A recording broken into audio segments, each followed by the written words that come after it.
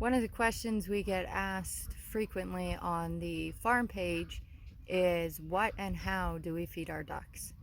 So we feed a high protein feed in the morning, and then in the early mid-afternoon we come back through and we feed fermented grains. So each duck needs about half a cup of feed a day. And in our morning feed, with it being a higher protein, it's actually a starter feed. So it is the higher protein for the ducklings. It's Country Junction brand that we're feeding. We are looking for an organic alternative to it. So far, we haven't found one that has as good of vitamins and minerals as the Country Junction does for them.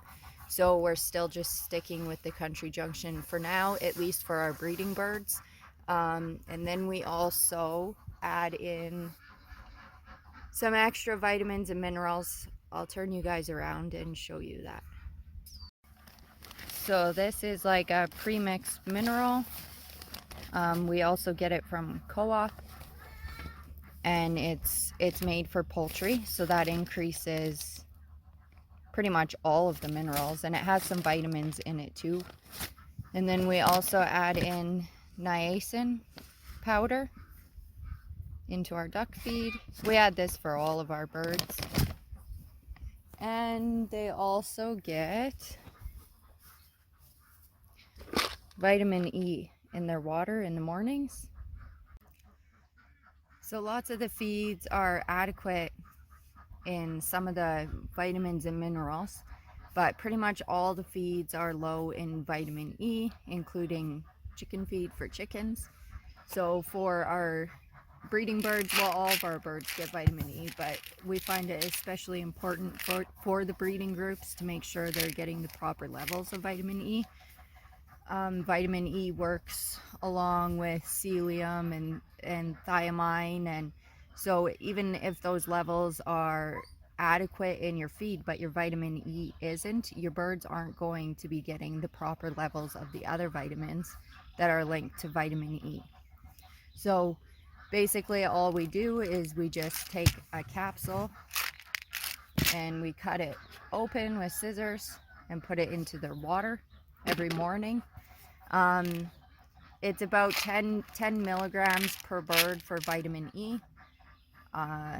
We just buy these higher 400 IUs, which would do just shy of 40 birds. The conversion from milligrams to IUs isn't straight across, but they're pretty inexpensive, and it's water soluble, so they'll most likely just flush what they don't need. And it floats on the top of the water, so every bird might not get an adequate amount every single day. But with the higher amount in there, it's more likely that each of your birds are going to be getting it.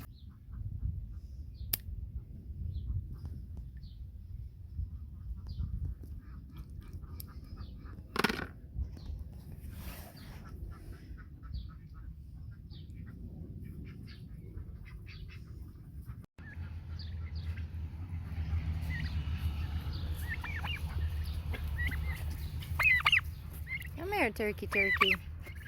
Grab them, Ems.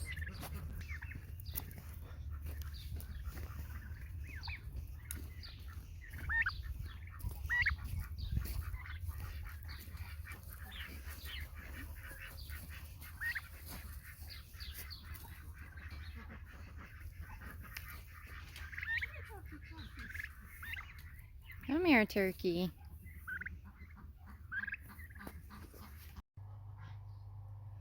So then in the afternoon or evenings, we would come back through and we give them their fermented grains, which would be the other half of their ration for the day. So basically in the mornings, they get 25% of, or sorry, 50% of what they should actually get in a day. So if you have 30 ducks, they should be getting 15 cups of feed a day, because each duck gets half a cup of feed. Geese are a cup of feed, but anyways, we'll go with the 30 ducks. It would be 15 cups of feed. So they would get 7.5 of the high protein in the morning, and then they would get 7.5 of fermented grains in the afternoon. In the winter is what we do. In the summer, it's more in the evening, around 6 o'clock, 7. The fermented grains, or your afternoon evening feed, you want it to be high energy, so a carb. So that's why we do the grains in the evening, and the higher protein with the added vitamins and minerals. So in their morning feed, they're really getting all of the vitamins and minerals that they need for the entire day. And the higher protein is only half of their feed, so it's really half the amount of protein. So if you're feeding, say, a 21% protein to your ducks for half of their daily food ration, they're really only getting 10.5% protein. And then they would be getting a little bit of protein from the grains as well, right? So it's really not that high of a protein. I know a lot of people have said, well, if you're feeding high protein, how are you avoiding leg problems and overweight and angel wing and all of those things that can come from feeding the higher protein? But it's only 20 or 50% of their daily amount of food. So basically in the warm, we do a mash with their morning feed. So I'll get all the feed into the buckets in the evening, and I'll add in the minerals and all of that into that feed. And then since it's a powder, it usually falls through to the bottom. So then we'll just add a bit of water and we let it sit and soak overnight. Then in the morning, you just stir it around, make it nice and loose for them, and they'll clean it up fairly fast. Through the winter, we quit adding water. We actually quit fermenting for a while because they weren't eating it as fast. So lots of the time it was freezing. I think what I might do for next winter is I was a bit overfeeding this winter, so now we're better about not overfeeding the birds. So they do clean it up a lot faster. With your fermented grains in the summer, they're going to ferment a lot faster than in the winter. So in the winter, we actually do the grains in our, we have like an addition porch that's not really heated. There's no heat in there, but it is attached to the house. It can take 3 to 4 days for the grains to ferment. And in the warmer weather, it can take as little as 1 to 2 days. So you do want to make sure you're watching your grains. You don't want to feed them if they've spoiled. We do day by day, so I don't have more than a day's worth of grains in the same bucket. Basically, you can feed less of your fermented grains, like you would start less cups than what your end result will be. I've seen people say as much as 40% less, 25, 30. Lots of people say different things. I don't. I add in the amount of cups that I need per duck, and the extra volume from them soaking up the water and the fermenting process is just extra volume. So we just go with the, say, 7.5 cups if I was doing it for 30 ducks. Add in the water. It will expand, so you want your water to be a couple inches above your grains.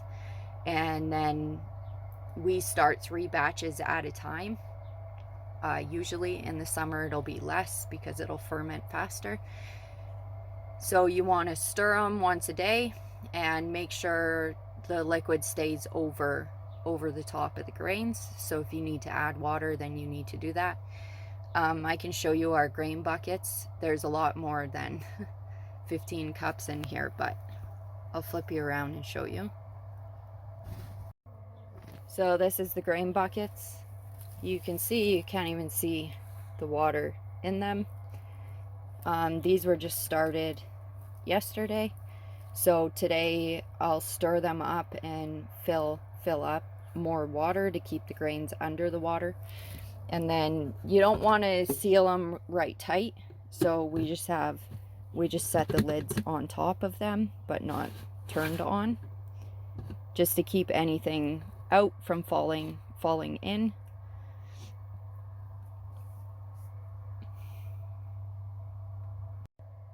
So I think I covered all of the main points to the way we feed. If anybody has any more questions, let us know, and I can try to answer those for you.